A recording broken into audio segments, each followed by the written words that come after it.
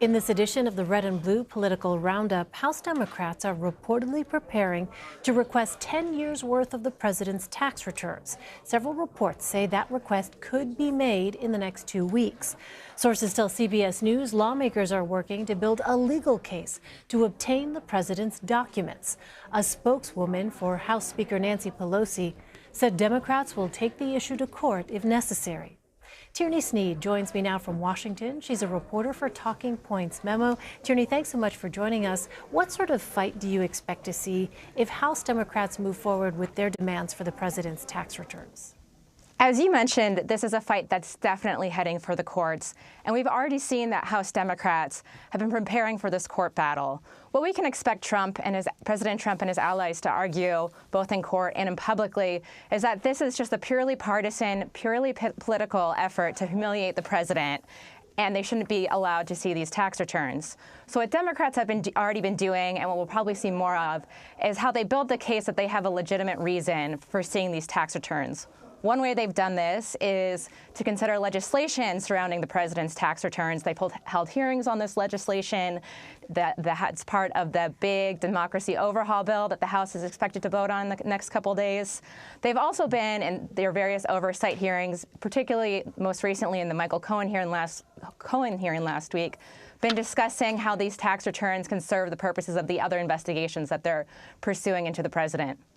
Well, President Trump said Tuesday that Democrats should be focused on legislating instead of investigating him. This comes after the House Judiciary Committee requested documents from 81 people and entities tied to the president. How much pressure is the threat of investigations putting on the White House? I think it's going to be a major issue for them, particularly going into 2020. You know, for the first 2 years of the president's term, he had a Republican-controlled House, a Republican-controlled Senate. He didn't have this sort of looming threat of oversight hanging over everything he tried to do in his agenda. So I think what we're going to see is him take a similar approach to what he's done with the special counsel's investigation and try to delegitimize anything that Democrats try to do. Witch hunt, fishing expedition, presidential harassment. These are all things I think we're going to hear the president say a lot in the weeks and months to come.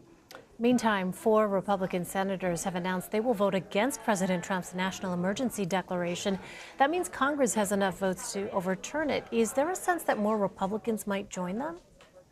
That's something that I'm definitely going to be watching. What we're seeing now is exactly what Senate Majority Leader Mitch McConnell did not want to happen, which is a very public split within his caucus over whether they're going to support the president in this move. As you mentioned, there's already enough votes for the Republicans and the Democrats to join together to at least block it initially. The president's obviously going to veto that move.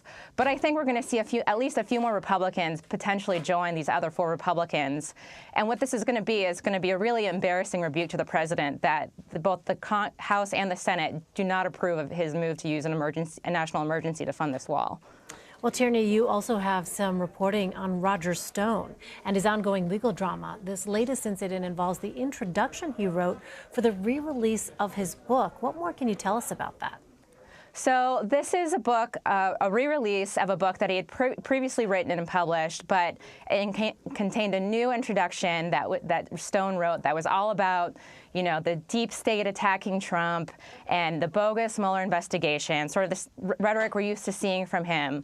The problem for Roger Stone is that he's now under a gag order in his case due to an Instagram post that he posted a couple weeks ago that was somewhat inflammatory and even threatening towards the judge in his case.